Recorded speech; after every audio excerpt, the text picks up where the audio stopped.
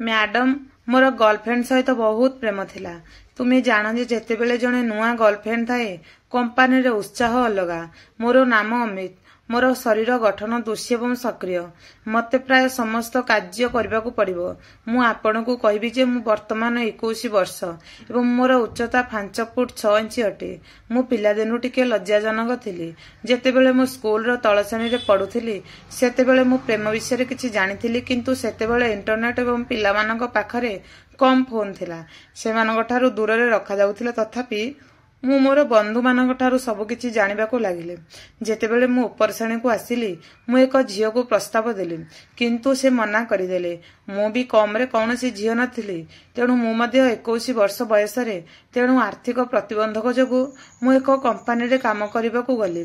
से 2 वर्ष पूर्वे विवाहित थिले, किंतु तांकर कौनसी संतान नथिले। तांको स्वामी मध्य सही कंपानी रे थिले, किंतु से प्रायतः बाहर रहउथिले। मोर कौनसी अभिज्ञता नथिला, तेणु समस्ते मो उपरे प्राधान्य देखाउथिले। जो माने घरोई कंपानी रे काम करंती से माने भल भाबरे जानिछंती जे एक नूतन परिवेश रे केते कष्टकर। ठीक 4 रु 5 दिन पर जने कर्मचारी मते बिना भूल रे गाली देले। मु मध्य एई कर्मचारी को कहिले, तेणु मु सुनिली नाही, किंतु पछरे ठिया होइदिबा मैडम मो पाखकु आसी कहिला, जेतेबेले मु मध्याह्न पर ऑफिस रे तुमको भेटिली मु बहुत भयभीत होई भगवान को मने पकाइबाकू लागिले। ठीक जेतेबेले मु ऑफिस को गली मैडम मते किछि कठोर शब्द कहिला, तेणु से हसिबाकू लागिले एवं कहिला, तुमे सेठरे जहा कुआ जाइछि ताहा प्रमाण करि पारिबो। तापरे मु किछि कहि नथिली, केवल चुप होई ठिया हेली। मु तांको बारंबार मने पकाउथिली। 3 दिन पर से आसिला, किंतु मु बारंबार तांको प्रति ध्यान देउथिली। से मध्य मो पाखकू बारंबार आसी मते चाहिला। आज मु तांको भय करू नाही। तथापि मु मैडम को कहिली भोजन करिबा। से कहिला ठीक अछि चलो जिबा। एहा किछि दिन पर्यंत रहिला। वर्तमान मु काहाकू भय करू नथिली एवं हृदय सहित काम करूथिली, तेणु केतक शत्रु हंती एहा मोर अवस्था थिला। मु भड़ा घरे गोटे रूम रे रहउथिली। मु मो मैडम सह फोन रे कथा हेबा आरंभ करिथिली एवं तापरे आमे संपूर्ण खोजिथिलु। किछि दिन परे आमे दुहे साक्षात करबाकू योजना करिथिलु। जेतेबेले मु शनिवार तांको घर को जाइथिली संध्या समय थिला। मु बाजार रु किछि स्नैक्स आनिथिली। से चा तयारी करिथिले। आमे दुहे जळखिया खाइथिलु एवं मु कथा हेबा आरंभ करिथिली। से मते कहिथिले जे से एको पिला चाहुछंती, किंतु तांको स्वामीकर एक दुर्बलता अछि। मु दुख अनुभव कले एवं तापरे से मते सीधा सलभ पचारिले, तुमे मते जने मा हेबाकू सहाय्य करि पारिबो कि? मु बुझी पारिली नाही। मु कहिली, जदि तुमर स्वामी जानती से कहिथिले जे से सब किछि देखिबे, किंतु मु भयभीत होई तांको मना करिथिले। जदियो मु एहा पसंद करूथिली, एही प्रेम को पुनः स्थापित करबाकू मु बहुत कठिन चेष्टा करूथिली। मु शांत रहिली एवं से कहिला भय कर नाही, मु मोर स्वामी को कहिछि। मु तथापि याकू विश्वास करि नाही।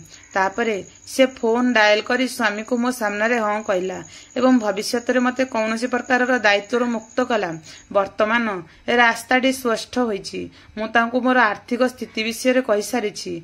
मु एहाकू पुनर्बार कहिथिली। से कहिला ठीक अछि, प्रथमे ही काम कर, तापरे मु किछि करिवि। किछि समय परे मैडम कहिला, चलो प्रथमे किछि खाइबा। एते दिन कथबार्ता परे मु भोकिला अनुभव करबाकू लागिले। आमे दुहे खाद्य खाउथुलु। खाद्य खाइबा समय रे मैडम कहिले, मनीष मु प्रकृत रे बहुत खुशी। आज तुमे मते खुशी देइछो, जहा मु आज पर्यंत खोजुथिली। से हसी कहिला, तुमे जेउ दिन कंपनी को आसीछो सेठारे मु तुमको ध्यान देउथिली। तुमे मते भूल नजर रे केबे देखि नथिलो। समस्ते समान चाहती, से पुरुष हुंतु किंबा महिला हुंतु, समस्ते प्रकृत साथी चाहती। तापरे मैडम कहिला, मु जानि नथिली जे आपण एपरी लुकायित व्यक्ति होइजबे।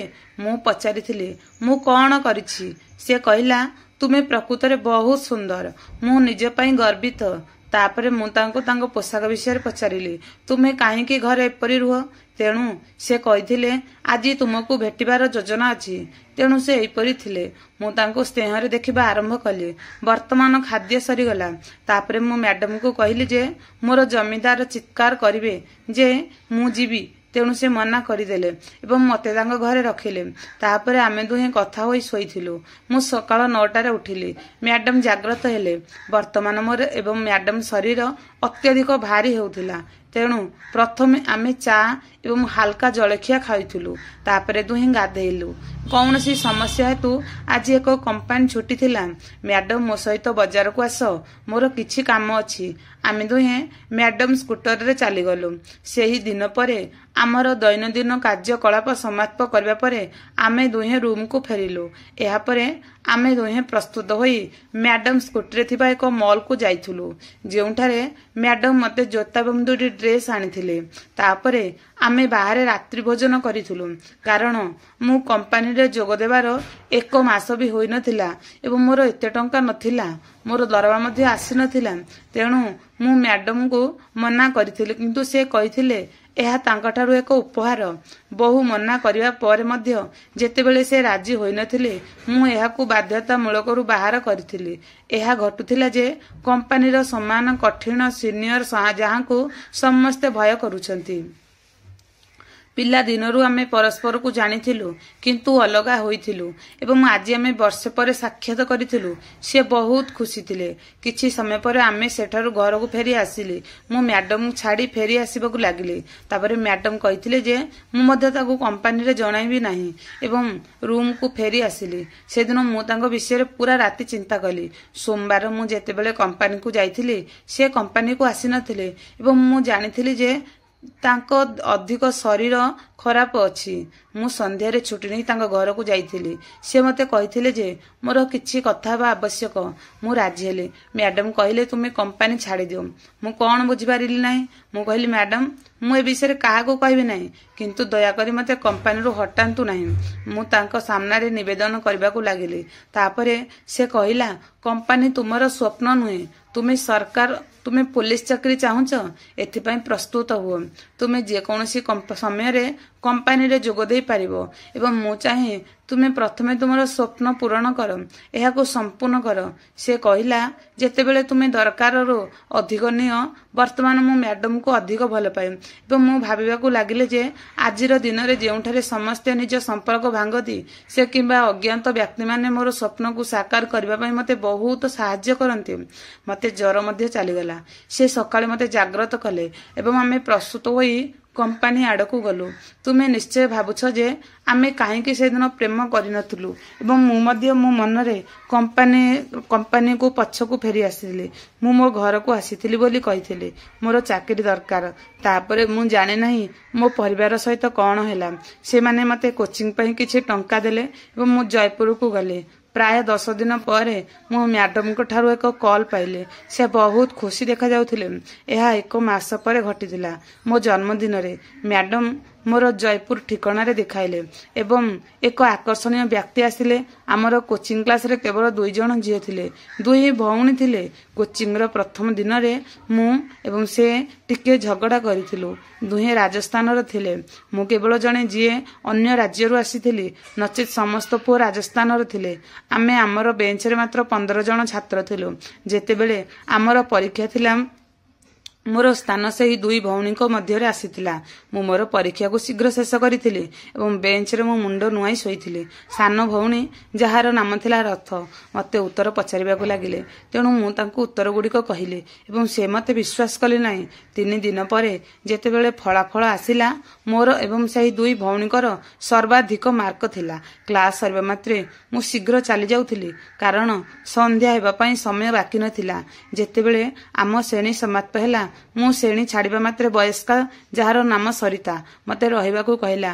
ଠିକ୍ ବର୍ତ୍ତମାନ ପର୍ଯ୍ୟନ୍ତ ମୁଁ ତୁମକୁ ଏହି 2 ଭଉଣୀ ବିଷୟରେ କହିନାହିଁ। ଏହି 2 ଭଉଣୀ, ସେମାନେ ବହୁତ ସୁନ୍ଦର ଥିଲେ। ସମସ୍ତେ ସେମାନଙ୍କୁ ଭେଟିବାକୁ ଚାହୁଁଥିଲେ।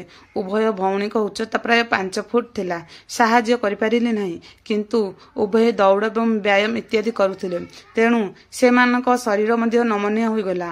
ଯେତେବେଳେ ସରିତା ମୋତେ ଅଟକାଇଲେ, ମୁଁ ତାଙ୍କୁ କ'ଣ ପଚାରିଲି ଏବଂ ସେ କହିଲା, ଯଦି ତୁମର ବର୍ତ୍ତମାନ କୌଣସି କାମ ନାହିଁ, ତେବେ ଦୟାକରି ମୋତେ ମୋ ରୁମକୁ ଛାଡ଼ିଦିଅ। ମୁଁ ଭାବିଲି ସେ ଖରାପ ଅନୁଭବ କରୁଛନ୍ତି। ତେଣୁ ମୁଁ କହିଲି, ଠିକ୍ ଅଛି, ଚାଲ ଯିବା। ଯେତେବେଳେ ଆମେ ଦୁହେଁ ବସ୍ରେ ଚଢ଼ିଗଲୁ, ସେ ମୋ ସହିତ ଠିଆ ହୋଇଥିଲେ। ତାଙ୍କ ସୁଗନ୍ଧ ମୋତେ ମଦ୍ୟପାନ କରୁଥିଲା। ମୁଁ କେବଳ ସରିତାଙ୍କ ମୁହଁକୁ ଚାହିଁ ରହିଥିଲି। ସେଥିପାଇଁ ମୁଁ ଆଜି ଏକୁଟିଆ ଥିଲି। ଯେତେବେଳେ ମୁଁ ସକାଳେ କୋଚିଂ କରିବାକୁ ଯାଇଥିଲି। ସେତେବେଳେ କିଛି ବାଳକ ମୋ ଉପରେ ମନ୍ତବ୍ୟ ଦେଉଥିଲେ।